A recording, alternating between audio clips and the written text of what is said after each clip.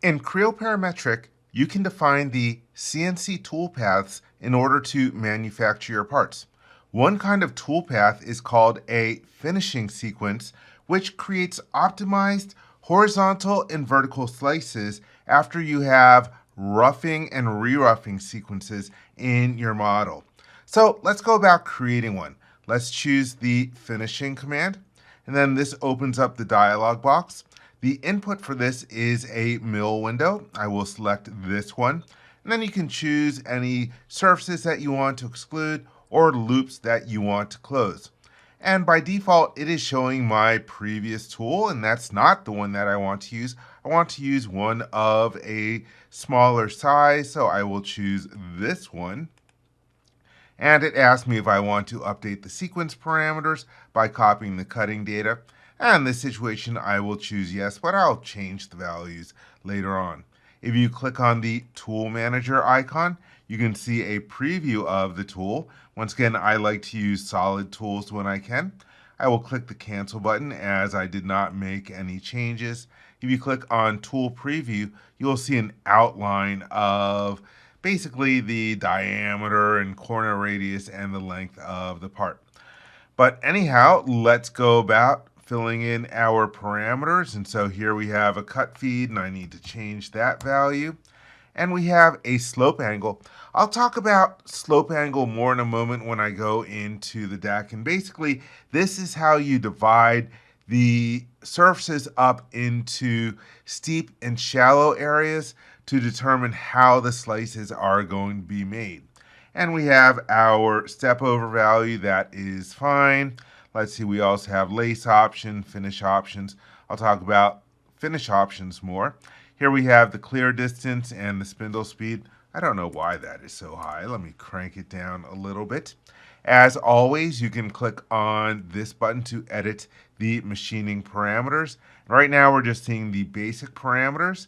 If I click on all, you can see that once again, we have a much longer list in order to get the exact tool path that we want. Let me jump over to a slide deck very quickly. Just a few parameters to talk about here. So first off, there is that slope angle that I mentioned, and that is an angle that you would specify to distinguish between what are called the steep areas, which are vertical, and the shallow areas, which are horizontal. And the default value for that is 45 degrees. Then there's a finish option, and your choices include having straight cuts with crosscut, profile cuts, shallow cuts, or combined cuts, which is the default, a combination of profile cuts and shallow cuts. You also have the control over the shallow area scan, and choices for that are the default of spiral scan, straight scan, and spiral 3D equidistant. There is a steep connect option, and you can choose S connect, line connect, and retract. There is a finishing order where you can choose if you want to do the shallow areas first or the steep areas first. And also you have control over flat areas. And flat areas are anything that are defined to have a 0-degree angle with respect to your program 0.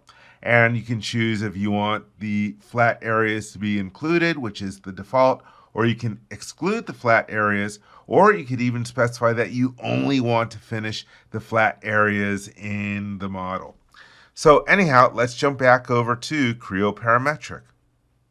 All right, I did not change any of the parameters, so let's cancel out of this dialog box. Once again, you can change the clearance if you want and define start and end points. From the Options tab, you can add a cutting tool adapter.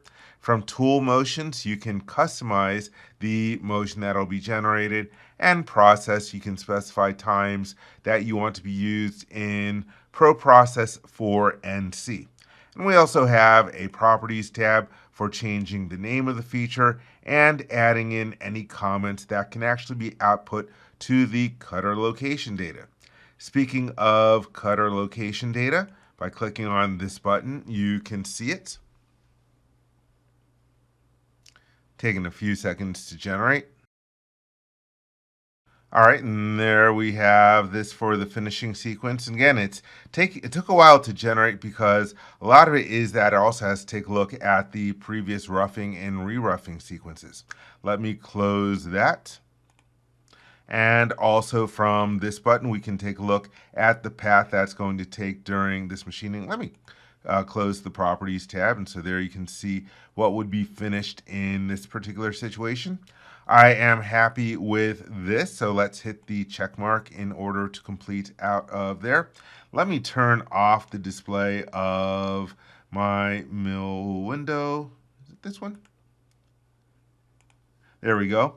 And we can take a look at the machine that will happen here. I will right click on the sequence in the model tree.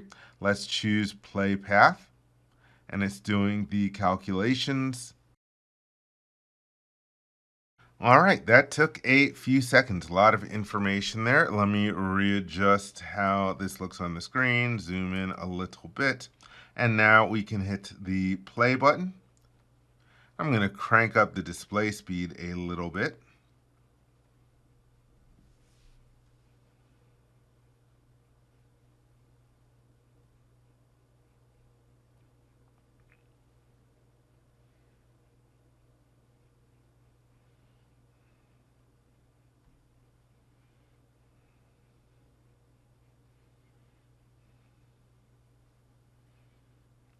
And there we have it. Let me close out of PlayPath, and that is how you can define a finishing NC sequence for manufacturing your parts.